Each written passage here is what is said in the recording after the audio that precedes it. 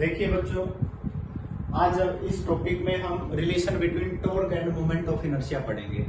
आप moment of inertia पढ़ चुके हैं, हर एक का मोमेंट ऑफ इनर्शिया निकाल चुके हैं। जैसे रिंग का एम आर स्क्वायर होता है अलॉन्ग इट्स सेंटर, डिस्क का 1/2 एम आर स्क्वायर होता है अलॉन्ग इट्स सेंटर। इसी तरह आपने डिस्क का निकाला तो 1/2 एम आर स्क्वायर डिस्क का था। होलो सिलेंडर का निकाला M R square along its axis. इसी तरह आपने सॉलिड सिलेंडर निकाला along its axis 1/2 M R square.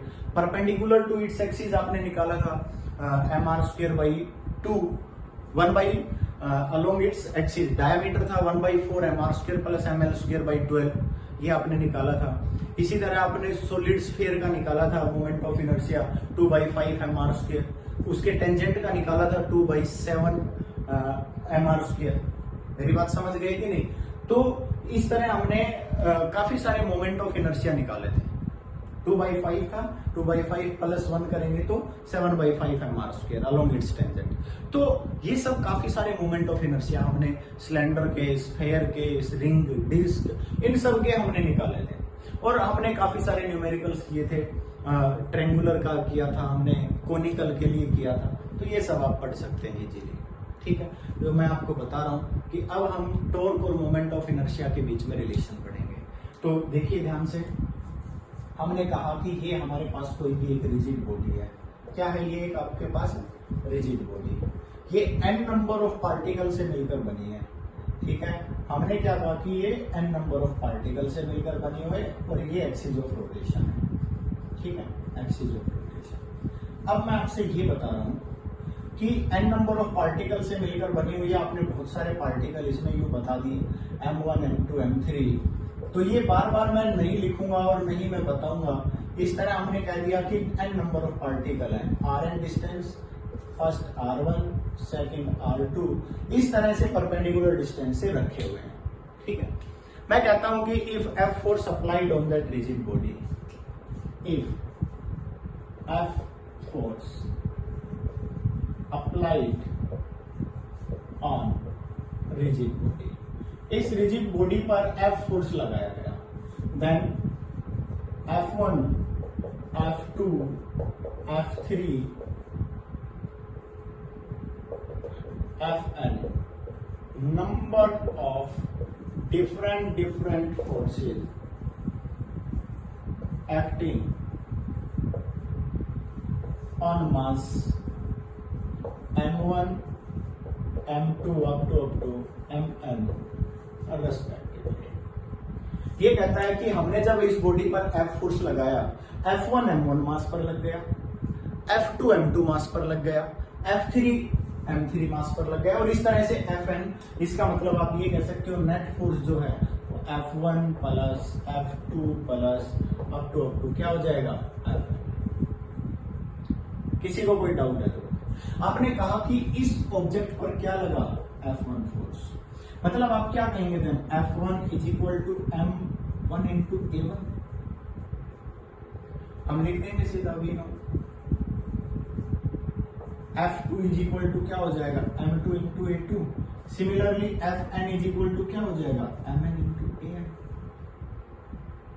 कोई प्रॉब्लम है तो बताइए। अब आपको पता है V नो, हम एक फॉर्मूला जानते हैं, हमें ये पता है एक्सेलरेशन क्या होता है? A is equal to R alpha. ये लीनियर एक्सेलरेशन, ये हमारे पास परपेंडिकुलर डिस्टेंस, और ये हमारे पास angular acceleration.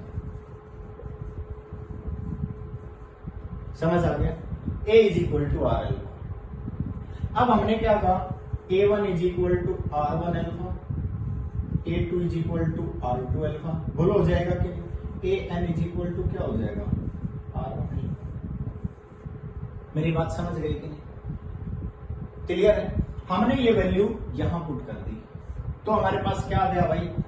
F1 is equal to M1 R1 alpha, then यहां लिख देते हैं हम F2 is equal to M2 R2 alpha, Fn is equal to Mn Rn। हो गया? हम यहां कहेंगे here we know tau is equal to क्या होता है बेटा, force multiply by perpendicular distance. बोलो होता है कि नहीं। अगर हम फर्स्ट पार्टिकल की बात करें, किसकी बात करें, फर्स्ट पार्टिकल की, for, then tau one is equal to क्या हो जाएगा, R1F1, tau two is equal to क्या हो जाएगा, R2F2, और इसी तरह से tau n is equal to क्या हो जाएगा, RNF। मेरी बात समझ गए। तो हम क्या कहेंगे, नेट टॉर्क निकालना पड़ेगा, या नेट टॉर्क निकालेंगे, net torque tau is equal to tau 1 plus tau 2 plus up to क्या हो जाएगा, tau n। Tau is equal to, tau क्या है हमारे पास, R1F1, R1 multiply by F1 क्या है, M1R1 alpha plus R2 into tau 2 F2, F2 क्या हो जाएगा, M2R2 alpha plus RN MNRN। हो गया। अब हम इसका सॉल्यूशन करेंगे, तो नोट करिए। सबसे पहले एक छोटा सा स्नैप ले लो, यहां लिखता हूं मैं, क्या काम है, हम इनकी वैल्यूज पुट करते हैं। तो tau 1 tau is equal to M1R1 square alpha plus M2R2 square alpha plus up to MNRN square alpha. Alpha common ले रहा हूं मैं, M1R1 square plus M2R2 square plus MNRN square. Alpha क्या गया, common. ये क्या है, शायद हमने पढ़ा हुआ है moment of inertia, tau is equal to I alpha. मैंने क्या निकालना था, relation between torque and moment of inertia. आपको पता है, we know F is equal to MA। बेटा अगर हम लीनियर फोर्स की बात करते हैं, F is equal to MA होता है। मेरी बात समझ रहे हो। आपको पता है कि ये लीनियर फोर्स है। देखिए ये क्या है, लीनियर फोर्स, ये क्या है, मास, ये क्या है, एक्सेलरेशन, लीनियर एक्सेलरेशन। ठीक है, ये लीनियर फोर्स है, ये मास है, ये लीनियर एक्सेलरेशन है। क्लियर है। यहां देखेंगे तो ये क्या है, एंगुलर फोर्स। एंगुलर फोर्स का मतलब है टॉर्क। ये क्या है, मोमेंट ऑफ इनर्शिया। ये क्या है, एंगुलर एक्सेलरेशन। मैंने आपसे बताया था इन सभी को एंगुलर से रिप्लेस कर देंगे। Mass is replace by inertia, linear is replace by angular, that linear is replace by angular. Simple. ये भी तो एंगुलर, न्यूटन्स एंगुलर लॉ है, tau is equal to I alpha, और पढ़ाया भी था हमने आपसे, पहले भी कराया हुआ है। तो ये टॉर्क और मोमेंट ऑफ इनर्शिया के बीच में क्या आ गया, रिलेशन आ गया। इसी तरह से आपसे एंगुलर मोमेंटम के बारे में भी पूछा जाएगा। एंगुलर मोमेंटम और moment of inertia, L is equal to I omega.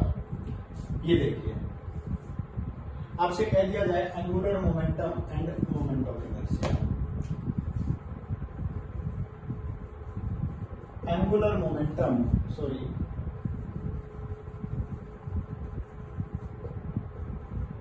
And moment of inertia, L is equal to I omega. बेटा हमने क्या पढ़ा हुआ है, P is equal to M into v, mass into velocity, पढ़ा हुआ है हमने। तो बेटा आपको पता है ये लीनियर मोमेंटम, ये लीनियर मास लीनियर के लिए यूज करते हैं, और वी लीनियर वेलोसिटी।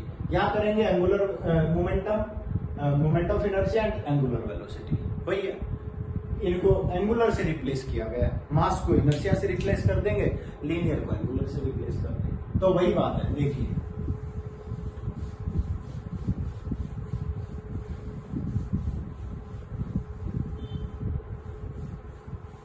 आपको पता है कि आपने फोर्स लगाया, आपने कहा कि इसकी वेलोसिटी क्या हो गई बेटा, v1, इसकी वेलोसिटी क्या हो गई, v2। तो ये तो बताओगे ना इस तरह से, इसकी वेलोसिटी क्या हो गई, v। आपने कह दिया momentum m1 v1 plus m2 v2 plus m3 v3 plus mn vn। हो गया। अब जब ये आप लिख रहे हो m1 v1 plus m2 v2 plus इस तरह से, आपको पता है v इज इक्वल टू क्या होता है r ओमेगा। ओमेगा तो सभी का सेम है क्योंकि एक ही एक्सिस ऑफ रोटेशन है, बॉडी सारी एक ही पॉइंट से जुड़ी हुई है। तो हम क्या लिख देंगे v1 is equal to r1 omega, v2 is equal to r2 omega, इस तरह से क्या लिख देंगे vn is equal to rn omega. ये वैल्यू पुट करेंगे तो हमारे पास क्या आ जाएगा p is equal to m1 r1 omega plus, अब ये मान लीजिए हम लिखते हैं ये पहला मोमेंटम है P1, ये दूसरा है P2, ये तीसरा है P3, इस तरह से ये क्या है Pn। हो गया। तो अब आप ध्यान से देखिए, अगर हम मान लीजिए P1 की बात करें तो क्या हो जाएगा m1 r1 ओमेगा, P2 की बात की जाए तो क्या हो जाएगा m2 r2 ओमेगा, इसी तरह से Pn क्या हो जाएगा mn rn ओमेगा। ये हमारे पास n नंबर ऑफ अलग अलग के मोमेंटम आ गए। हमने एक फॉर्मूला पढ़ा था, हम यहाँ लिखेंगे we know L is equal to r p या आर क्रॉस पी। अगर यहां ऐसे लिखते हो आर क्रॉस पी, और अगर यहां मैक्सिमम 90 डिग्री एंगल की बात करते हैं तो L is equal to r p, perpendicular distance multiply by momentum, linear momentum. ये हमने एक रिलेशन पढ़ा था जब हमने क्रॉस प्रोडक्ट वाले कराए थे पिछले लेक्चर में, आप देख सकते हो। अगर हम L1 की बात करें तो L1 में परपेंडिकुलर डिस्टेंस कितनी है R1 और मोमेंटम कितना है P1। अगर हम यहां से निकालेंगे तो क्या हो जाएगा R1, P1 की वैल्यू क्या है m1 r1 ओमेगा, मतलब आप क्या कह सकते हो m1 r1 स्क्वायर ओमेगा। इसी तरह L2 की बात करोगे तो क्या हो जाएगा m2 r2 स्क्वायर ओमेगा। इसी तरह से डॉट डॉट Ln की बात करेंगे तो mn rn स्क्वायर ओमेगा। हो गया।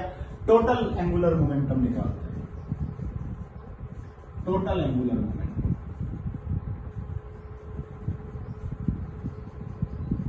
क्या करेंगे भाई, L is equal to L1 plus L2 plus अब तो क्या कर देंगे Ln। जब हम इनकी वैल्यू पुट करते हैं तो L इज इक्वल टू क्या हो जाएगा m1 r1 square plus m2 r2 square plus up to mn rn square, और ओमेगा कहां ले लिया हमने बाहर। ये क्या है moment of inertia I into क्या है ओमेगा, मतलब L इज इक्वल टू क्या आ गया I ओमेगा। हो गया प्रूव, यही हमने प्रूव करना। L is equal to I omega आपको मालूम होना चाहिए। और दूसरा हमने एक रिलेशन और कराया था, अगर मैं इन दोनों का डिफरेंशिएशन कर दूं तो dl अपॉन dt हो गया is equal to d by dt I omega. I हमने बाहर ले लिया d ओमेगा बाई dt, और ये क्या होता है अल्फा, मतलब I अल्फा। इसको क्या बोलते हैं टॉर्क, अभी अभी पढ़ा था। टाउ इज इक्वल टू क्या लिख सकते हैं dl बाई dt। ये तो हमारा न्यूटन सेकंड लॉ है रोटेशन के अंदर, Newton second law in rotation, ये भी याद रखना है। ये हमारे पास एंगुलर मोमेंटम और मोमेंट ऑफ इनर्शिया के बीच में रिलेशन आ गया। अब हम पढ़ेंगे law of conservation of momentum.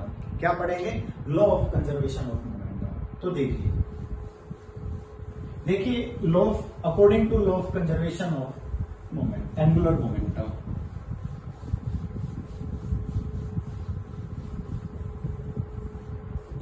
मैं आपको बता रहा हूं according to law of conservation of angular momentum,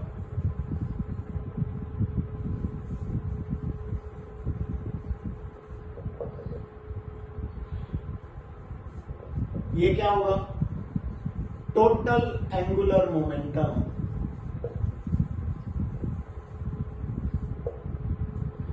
of system is always constant.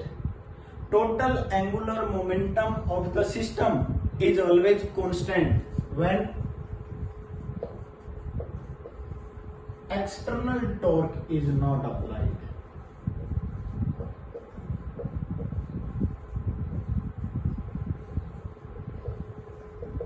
अगर आप कोई एक्सटर्नल टॉर्क नहीं लगा रहे हैं अगर आप कोई एक्सटर्नल टॉर्क नहीं लगा रहे हैं तो ये कहता है कि टोटल एंगुलर मोमेंटम क्या होगा, कांस्टेंट। देखिए हम क्या कहेंगे, we know tau is equal to क्या होता है, dl by dt, when tau is equal to 0।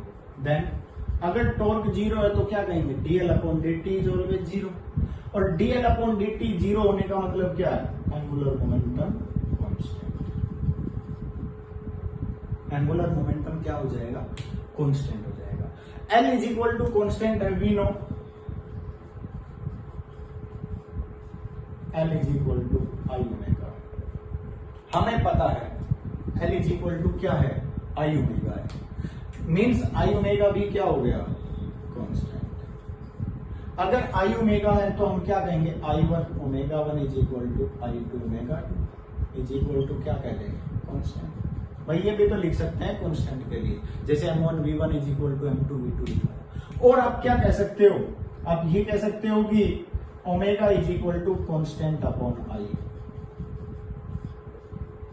इसका मतलब omega is inversely proportional to inertia, मतलब जितना इनर्शिया जिसका ज्यादा होगा उसकी एंगुलर वेलोसिटी उतनी ही कम होगी। फॉर एग्जाम्पल, हम एग्जाम्पल की बात करते हैं तो देखिए मैं आपको एक एग्जाम्पल बता देता हूं सबसे पहले, और बहुत सारे एग्जाम्पल हैं इसके, तो बहुत सारे एग्जाम्पल हैं। कोई भी बॉडी है, जैसे कि मैं ये कहता हूं कि ये आपके पास एक सर्कुलर पाथ है इस तरह का, ये इस पॉइंट पर फिक्स किया हुआ है, ठीक है। अब यहां पर आपने एक ये कह रखा है कि एक लड़का यहां खड़ा है,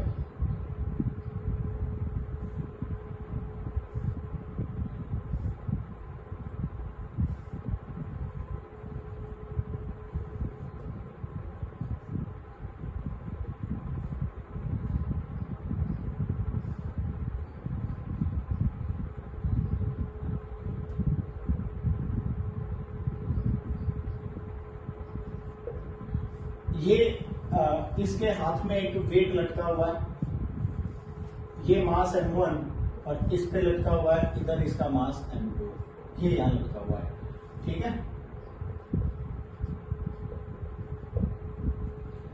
दूसरा मैं एग्जांपल ले रहा हूं, सेम इसी तरह का एग्जांपल है और ये भी काफी सिंपल है।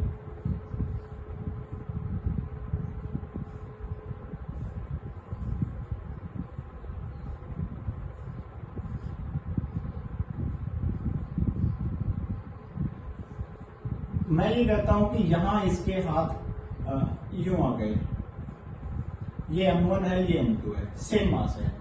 अब ध्यान से समझिए, ये कहता है कि इसके पास दो अलग अलग मास हैं, यूं, ये दोनों मास है। एक में तो यूं खोलता है और ऐसे घूमता है, हाथ खुले हैं, हाथ पूरे यूं खुले हैं। एक में क्या करता है, यूं कर लेता है दोनों मास को और फिर रोटेट कर रहा है। कौन सा स्पीड, कौन सा फास्ट रोटेट करेगा, किसकी एंगुलर वेलोसिटी ज्यादा होगी, बस ये बताना है। मेरी बात समझ गए। तो अगर हम ध्यान से देखें, ये इसका एक्सिस ऑफ रोटेशन है, ये इसका एक्सिस ऑफ रोटेशन है। हम देख रहे हैं कि इसके मास एक्सिस ऑफ रोटेशन के पास है, मतलब इनर्शिया क्या होगा, इसका लेस होगा, इसका इनर्शिया क्या होगा, ग्रेटर होगा, क्योंकि आई इज इक्वल टू क्या होता है, mr², I is equal to mr², summation बोल होता है कि नहीं।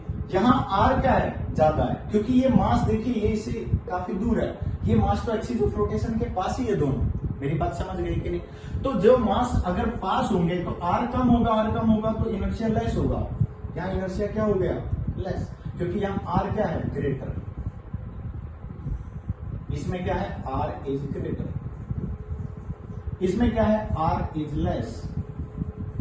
अगर आर लेस होगा तो moment of then I is also less, I भी क्या होगा, लेस होगा। यहां भी क्या होगा, आई इज ऑल्सो ग्रेटर, अगर आर ग्रेटर होगा। अगर इनर्शिया ज्यादा होगा तो हमें पता है इनर्शिया अगर ज्यादा है तो एंगुलर मोमेंटम कम होगा। Omega is inversely proportional to I, then omega क्या होगा, लेस, ओमेगा इज लेस, मतलब ये स्लोप घूमेगा, इसका जो रोटेशन होगा वो स्लो होगा, बट इसका रोटेशन क्या होगा, फास्ट। समझ आ गया वो। इसी तरह आपने जिम्नास्टिक देखे हैं, आइस स्केटर्स देखे हैं कि जो जंप लेते हैं उसके बाद रोटेट करते हैं। जब वो रोटेट करते हैं तो अपनी बॉडी को फोल्ड कर लेते हैं। स्विमर देखे हैं कि एक पॉइंट से जंप लेंगे, बहुत तेजी से दौड़ कर आएंगे, जंप लेंगे, जंप लेने के बाद वो फिर अपनी बॉडी को रोटेट करते हैं और उसके बाद पानी में जाते हैं। वो क्या करते हैं, अपनी बॉडी को अपनी एक्सिस, जिस एक्सिस के अलॉन्ग रोटेट कराना है, ऐसे रोटेट कराना है तो इसके पास कर लेंगे, यहां से रोटेट कराना है तो फोल्ड कर लेंगे। समझ आ गया। जिस एक्सिस के अलॉन्ग रोटेट कराना है उसके पास कर लेंगे तो वो बहुत तेजी से फास्ट घूमेंगे। अगर वो उससे दूर कर देंगे तो मोमेंट ऑफ इनर्शिया क्या होगा, ग्रेटर हो जाएगा और उसकी स्पीड कम हो जाएगी। आपको पता है वो डांसर होते हैं, क्या करते हैं, जब अपने आप को तेज करना होता है तो घूमते हैं और अपने हाथ पैर यूं एक बार फोल्ड कर लेते हैं, ठीक है। जब उन्हें रुकना होता है तो अपने हाथ और पैर को यूं एक्सपेंड कर देते हैं। समझ आ गया। तो ये हमने क्या पढ़ा आपको law of conservation of angular momentum. चलो देखिए, हम चाहते हैं कि इसके अगर कोई है तो, अगर हम चाहें तो अगला चलो एक टॉपिक करते हैं। अगला जो टॉपिक है वो है एंगुलर रोलिंग मोशन है, ठीक है। चलो रोलिंग मोशन हम अगली क्लास में कराएंगे। रोलिंग मोशन अगली क्लास में कराएंगे। Thank you.